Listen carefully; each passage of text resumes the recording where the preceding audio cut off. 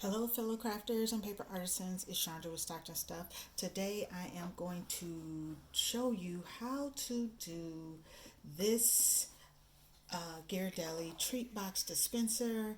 I made a blue one last month and thought I'd give you the directions. So stay tuned.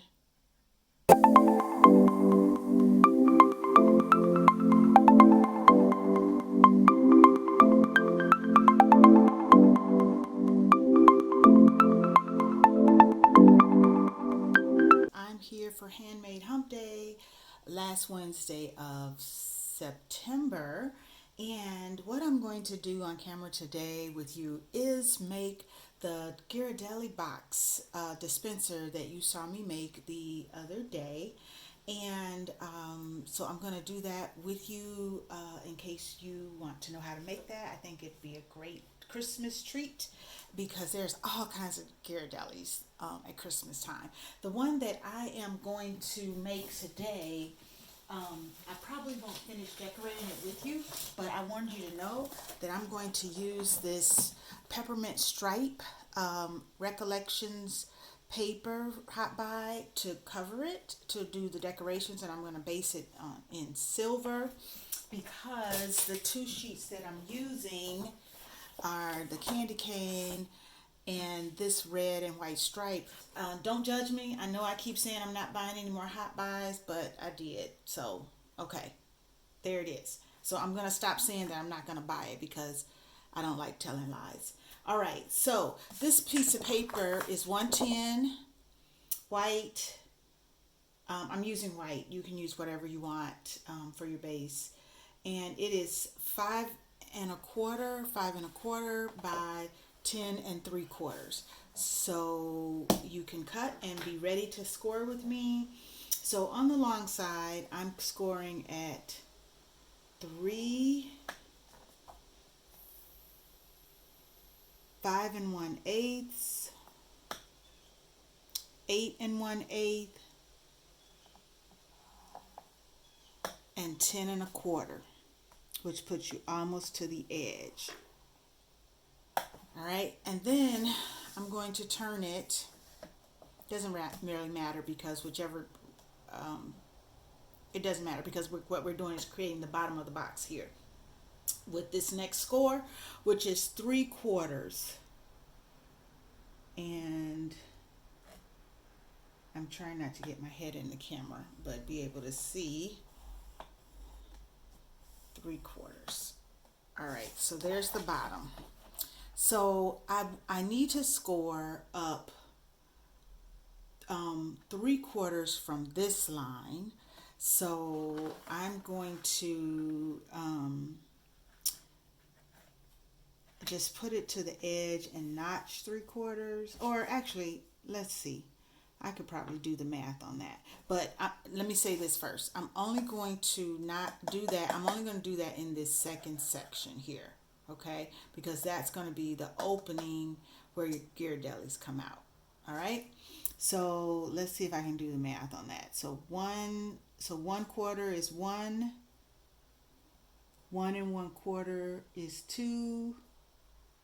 1 1/2 is 3. So let me just bring my line down. At the 1 1/2, I'm going to score it there. Okay.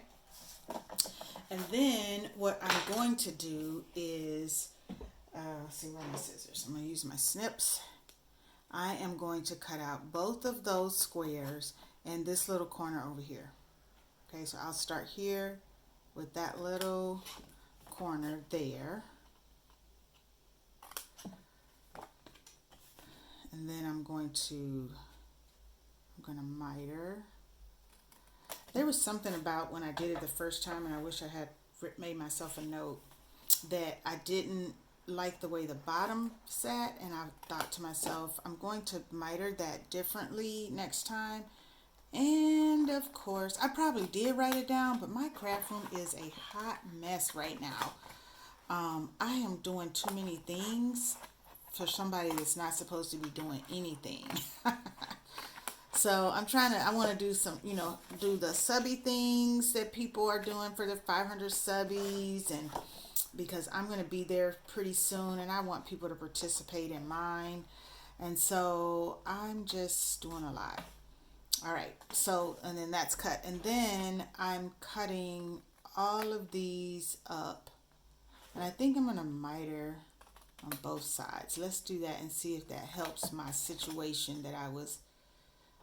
I don't think I'm going to miter here because that's my opening. Let me think about that. Um, Maybe on the bottom half, but not all the way up. Let's see what happens. And if it doesn't work out, I'm going to tell you don't do that. And then you just have to remember not to do that in the video. All right, so this is the bottom where my tabs and my folds are. And then you can see it is going to be pretty easy to just put together. So I'm going to put it together. I'm going to use double-sided tape here, and I might miter just there too, just to make sure. I don't want the bulk, and that's what happened. I got a little bulky at the bottom, and I'm not remembering why. So I'm gonna pause and do the folds and the double-sided tape because I have to kind of really maneuver with my hand. Be right back. Okay, so I have my double-sided tape on there. I already pulled it off. And the easiest way to do this is to lay it flat and bring the section over that you want to connect, and then your boxes together. And then we're going to put some double-sided tape on these bottom pieces too. But the next thing that we're going to do is you need a piece of chipboard, 2 3/8 by 3 1/4, and that will be about this size, because what's going to happen is your box is going to just sit on top of that. It just gives it some sturdiness. Now I cover mine, and well, you should cover it both sides, because if they open the top of the box, they're going to see down in there. You don't want it to be that brown chipboard, and then if they turn it over, they'll see it as well. So just cover it. I think I'm going to use this washi tape that I have.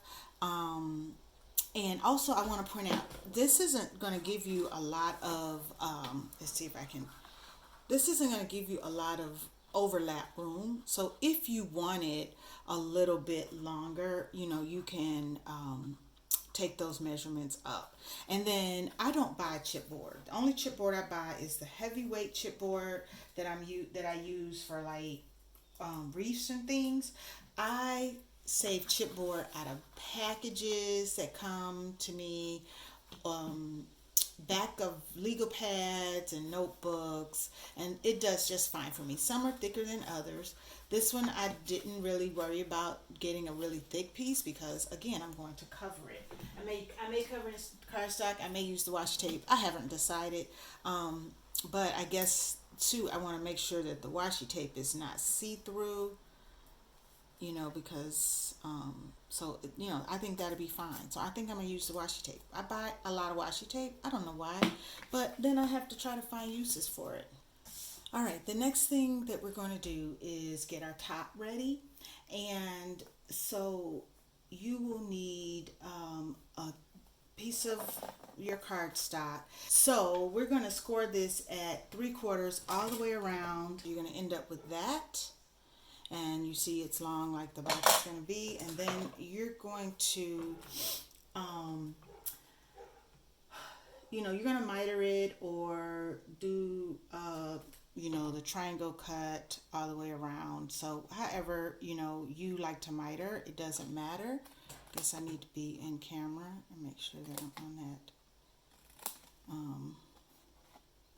that got that sliver in there that I need to get out of there. I did a bad cut first. All right. And some people like to do the same ends. To me, it doesn't matter. I'll mix it and match it. Kind of give it a around the world kind of look, because it doesn't really matter. as long as you get, what you're doing is getting rid of the bulk that will occur. All right, so I'm going to use wet glue. The last thing I'm going to show you, because I'm not going to decorate this on camera, but I'm going to show you how I determine the measurements for my, how I'm going to measure.